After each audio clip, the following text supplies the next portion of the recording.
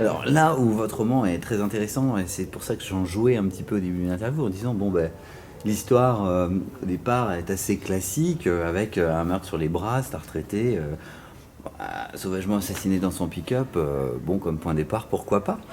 Moi, c'est la vie que je me fais quand je lis la quatrième de couve. Et puis, une fois que je suis rentré dans votre univers, alors là, au niveau de l'écriture, on n'est pas déçu, quoi. Il y a un gros boulot d'écriture. Vous avez, j'ai envie de vous dire, par rapport à la maturité d'écriture, que 25 ans.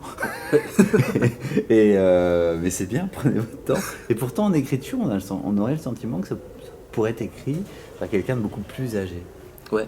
Ouais, je pense qu'il y a vraiment un souci du détail aussi. Alors, c'est pas un livre il fait quoi? Il fait 230 pages, c'est pas un livre Ouais, énorme, il c'est est pas pas une gros. brique. Donc, ça a permis vraiment Mais au d'affiner niveau les de la choses. Ça langue, il permet- est stylisé. Oui, oui, je crois que c'est vraiment le but vraiment de pas avoir quelque chose de trop froid où on a l'impression que finalement on n'est que dans le factuel, comme on peut voir dans certains romans parfois où on accumule les faits, on accumule les détails historiques, puis on se dit bah ça va coller. Mais je pense, moi j'aime ce rapport à l'écriture, j'aime les écrivains qui ont un style. Et j'aime avoir ce style assez marqué, sans que ce soit forcément étouffant ou trop baroque ou trop. Donc après, c'est évidemment, il faut doser. C'était toute la difficulté quand on a un polar. C'est que oui, on peut évidemment avoir des envolées lyriques, comme c'est le cas dans La Boîte de Nuit par exemple, comme c'est le cas au musée, comme c'est le cas dans la dernière scène de rencontre entre Franck et le shérif. Là, on peut évidemment avoir ce genre de. Mais il y a des moments où il faut être un tout petit peu plus pragmatique aussi. Il y a des dialogues, il faut que le lecteur s'y retrouve, Ah, il faut que. complètement. Et puis il faut que Il y ça a des fonctionne. parties très digestes, très faciles à Oui, lire. voilà, exactement. Je pense que c'est vraiment le but d'avoir de pouvoir, pour que l'intrigue puisse continuer, il faut aussi des moments peut-être de simplicité, il faut des dialogues qui soient assez clairs. Et donc ça, c'était toute la difficulté d'équilibre aussi entre les différentes parties. Alors pour bien présenter votre livre, Trois gouttes de sang et un nuage de coke, pour moi il y a l'histoire, l'écriture, et de là, le mélange des deux, bah, ça crée une atmosphère, parce que c'est ce que j'ai senti dans ce bouquin, c'est justement sur le lieu, hein, Boston quand même, qui est quand même bien, moi je connais pas, mais pour le coup j'y étais, Ouais. à travers vos mots, donc à travers votre vision, et est-ce que vous êtes d'accord avec moi qu'on peut sentir cette atmosphère dans votre bouquin? Oui, je crois. Alors c'est difficile évidemment en tant qu'auteur parce que, Ce que vous vouliez parce que faire moi du je connais moins. aussi l'atmosphère de Boston, donc c'est vrai qu'on leur lisant de toute façon, mais c'est en tout cas le sentiment que m'ont donné les premiers retours de lecture que j'ai reçus, c'est qu'on a là, d'une part, on se sent à Boston, et puis on a aussi envie de tourner les pages parce qu'il y a quand même une intrigue qui tient le truc, et je crois Ah que oui, c'est un livre jusqu'au bout. Voilà, je pense que c'est vraiment un livre qui ménage le suspense et le côté peut-être plus social, plus philosophique aussi par moment. Est-ce que quand vous êtes en phase de création, l'important pour vous c'est de raconter une histoire, vous me l'avez dit en off, même parce qu'on parlait du genre, le côté, c'est pas que c'est inclassable, mais sur la quatrième de couve, il y a entre le roman social et le thriller, ben, je dirais moi que c'est un roman noir, et c'est la définition du roman noir, le fait d'être entre les deux.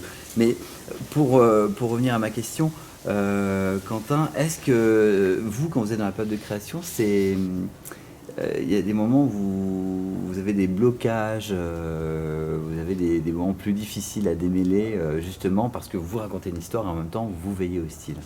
Oui, c'est assez difficile parce qu'en fait, surtout celui-ci, parce qu'en même temps on commence et puis c'est le problème de l'intrigue, c'est qu'une fois qu'on y a mis le doigt, faut aller jusqu'au bout. On peut Mm. pas s'en tirer par une pirouette. Il faut continuer, il faut démêler cette intrigue, et par moments c'est vrai que ça devenait assez difficile, assez étouffant finalement. Je me suis retrouvé un peu victime de. Alors j'ai pas fait un plan très détaillé. Je sais que les romanciers américains sont très fans des plans, des trucs en 3 dimensions, enfin des choses vraiment très très exigeantes. Alors moi je me mets pas ce cadre-là, je laisse quand même me couler, je laisse aller les choses. Mais c'est difficile par moment parce qu'il y a, d'une part, il y a toujours pour tout le roman, ça a été pour les précédents aussi le cas. Il y a des moments de doute, il y a des moments où on sent que ça va super, que ce qu'on va décrire est bien et on est content et puis on a envie d'aller de l'avant. Puis il y a d'autres moments où c'est vraiment plus difficile. C'est même pas forcément un manque d'inspiration, ou comme on dit le syndrome, la peur de la page blanche, mais c'est plutôt une angoisse par rapport à même à la page qui est déjà noircie. Mm. Et de se dire, mais là, est-ce que je suis pas complètement parti dans les décors? Est-ce que ça donne quelque chose?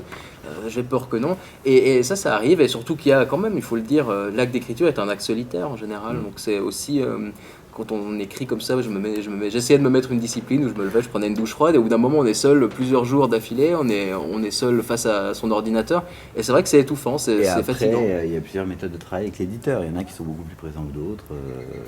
Voilà. Je pense qu'après il y a un travail collectif quand même. Alors après, évidemment, Il y a un on a débriefing retravaillé sur le texte voilà. ensemble. Disons, toute la partie écriture a été, je l'ai mené en solitaire. Et puis ensuite, c'est Bien une sûr. fois que le texte était terminé que, après, évidemment, c'est un peu plus sympathique. Ensuite, quand on a fait ça avec Pauline Henry Mulstein au téléphone, c'était évidemment, c'était un peu plus ludique parce qu'on discutait des points du texte. C'était aussi assez fatigant par moments parce que des fois, au bout de 3 heures de téléphone, on commence C'est clair. on commence Parce à que avoir là, la il y a tête la qui tourne. distance. Mais Mm. C'est un travail qui se fait par téléphone parce qu'il y a la distance. Hein. Voilà, oui, Il est en exactement. Suisse, Oui, alors donc, là, votre éditeur est en France. Exactement. Effectivement, on peut pas non plus toujours faire ça. Non, voilà, en côte face à côte. face. Ouais, on est d'accord. Trois gouttes de sang et un nuage de coke. Franchement, je le conseille à nos internautes. C'est pour ça qu'on vous rencontre aujourd'hui. On profite d'ailleurs de votre passage à Paris.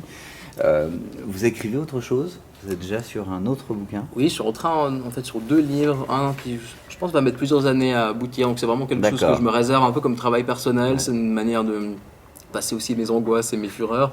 Et puis, il y a quelque chose qui est déjà plus construit, qui est en commencement, où il y aura sans doute une présence peut-être du personnage de Franck. Et puis, il y D'accord. aura on va rester certainement aux États-Unis encore une fois, peut-être plus sur la côte ouest cette fois-ci que je connais mieux et où je me réjouis de remettre les pieds au moins à titre fictif.